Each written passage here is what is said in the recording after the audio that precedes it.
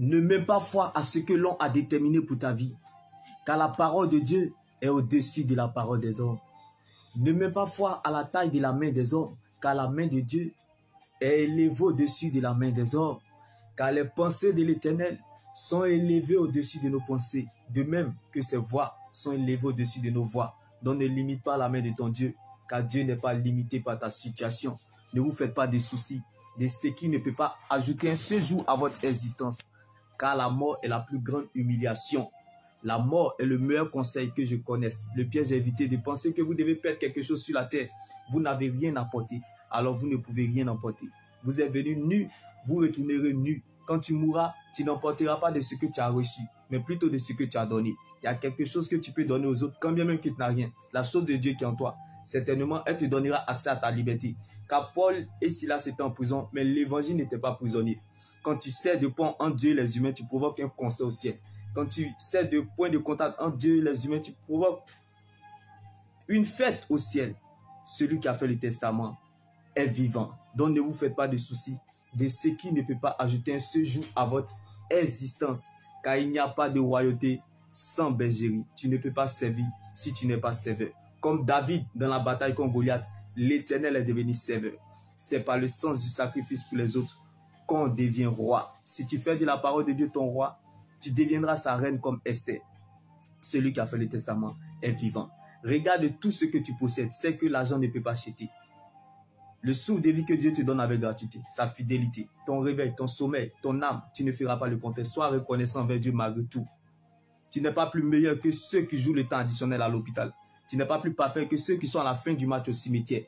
Si l'argent, la réussite, le succès, les voyages, les grandes maisons, les grandes voitures, le mariage peuvent réveiller un cadavre au cimetière, c'est que plaît sur ta situation. Tant que ce qu'on dit sur toi, tant que ce qu'on pense sur toi ne peut pas réveiller un cadavre au cimetière, marche avec fierté et avance malgré tout. Malgré l'incertitude, avance. Malgré la confusion, avance. Malgré la désolation, avance. Car celui qui a fait le testament est vivant, bien-aimé. Celui qui sort victorieux des épreuves de la vie est un champignon. Mais celui qui sort victorieux des épreuves de l'éternité est un champion.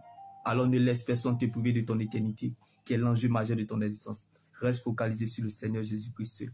Car la preuve, la valeur et la raison de ton existence, c'est ton salut en Jésus-Christ. Aimer Dieu sans raison apporte à la raison ce qui est inaccessible.